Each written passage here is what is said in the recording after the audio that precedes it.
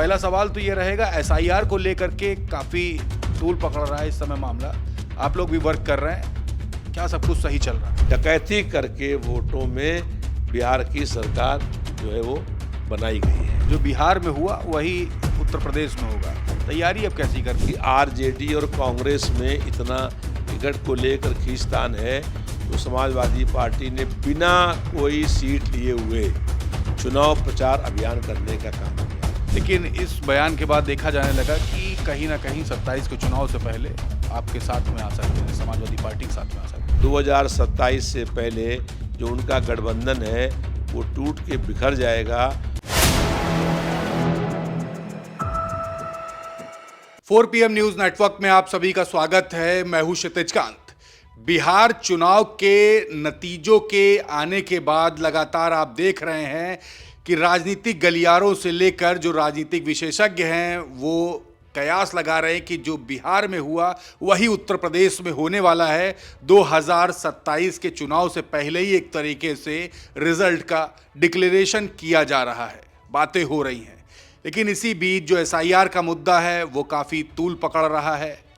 उत्तर प्रदेश में भी एसआईआर को लेकर के काम चल रहा है और साथ ही साथ आप देख रहे हैं सपा सुप्रीमो अखिलेश यादव भी एक बड़ा बयान देते हैं कि 2027 में महागठबंधन की सरकार बनाने वाले हैं। हमारे साथ बात करने के लिए इस समय लखनऊ मध्य विधानसभा के विधायक हैं, सपा सुप्रीमो अखिलेश यादव के करीबी भी हैं।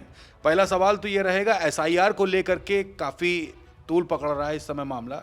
आप लोग भी वर्क कर रहे हैं, क्या सब कुछ सही चल रहा है? बिहार विधानसभा के चुनाव में चुनाव आयोग ने एसआईआर लागू किया और 69 लाख लोगों के नाम वोटर लिस्ट से काट दिए गए। ये 69 लाख वोट सब इंडिया गठबंधन के विपक्षी दलों के वोट थे। औसतन एक विधानसभा में 30,000 लोगों के नाम वोटर लिस्ट से काट दिए गए और 22 लाख लोगों के नाम जोड़ दिए गए जो बिहार के बाहर के प्रदेशों के थे।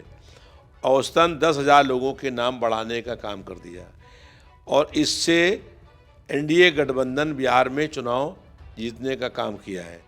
अब इन्होंने उत्तर प्रदेश में भी एसआईआर लागू कर दी है, लेकिन पश्चिम बंगाल में एसआईआर लागू नहीं कर पा रहे हैं क्योंकि वहाँ ममता बनर्जी ये मुख्यमंत्री हैं। यहाँ पर एसआईआर लागू हो गया है। बीएलओ फार्म बांट रहे हैं और फार्म में कह रहे हैं कि मोबाइल नंबर लिखिए।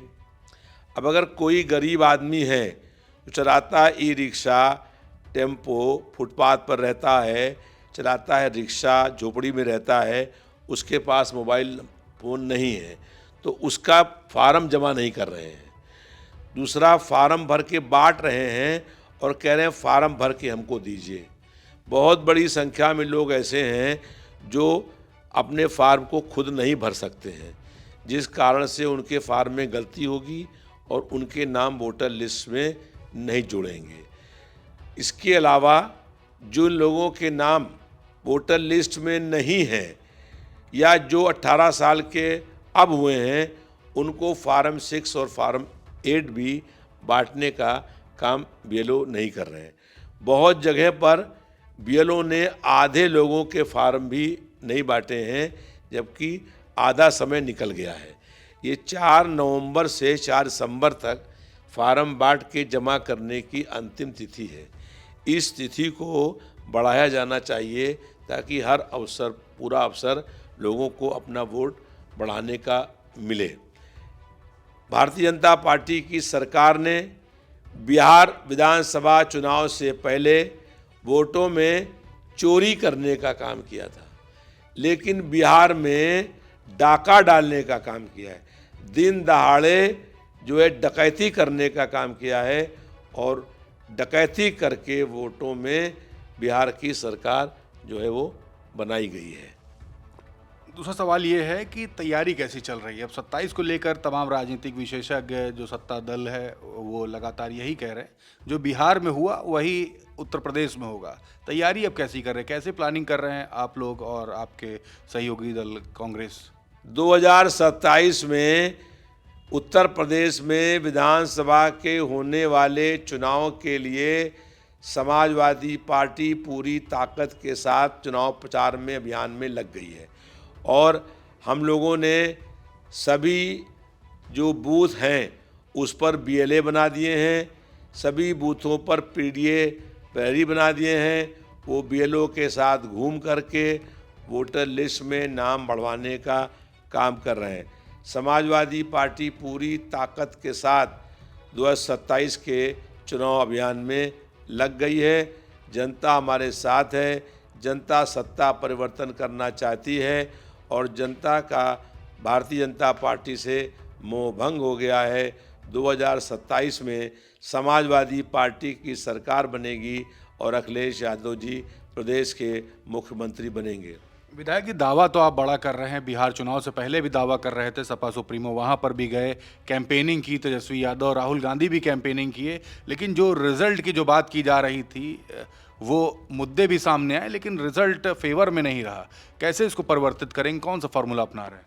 देखिए, इंडिया गठबंधन में कांग्रेस और RJD के बीच में आखिर तक टिकट की शेयरिंग पर विवाद होता रहा और 13 विधानसभाओं में कांग्रेस और RJD दोनों चुनाव लड़ रहे थे।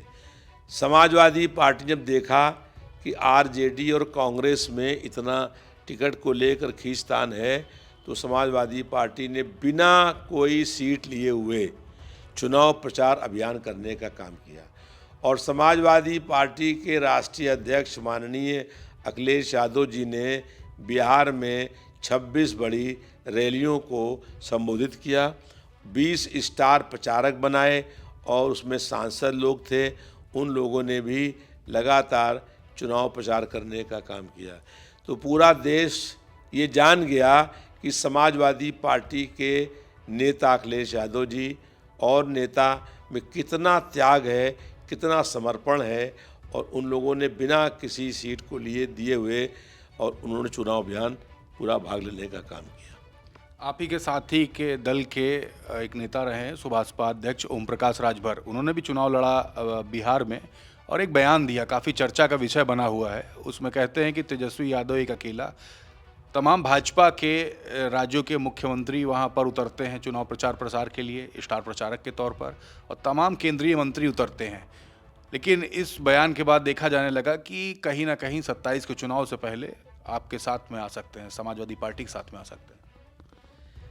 भारतीय जनता पार्टी की जो सहयोगी दल हैं उनमें आपस में बहुत विवाद है और वो सहयोगी दल जो भाजपा की सरकार में भी शामिल हैं लगातार भारतीय जनता पार्टी का विरोध करने का काम कर रहे हैं।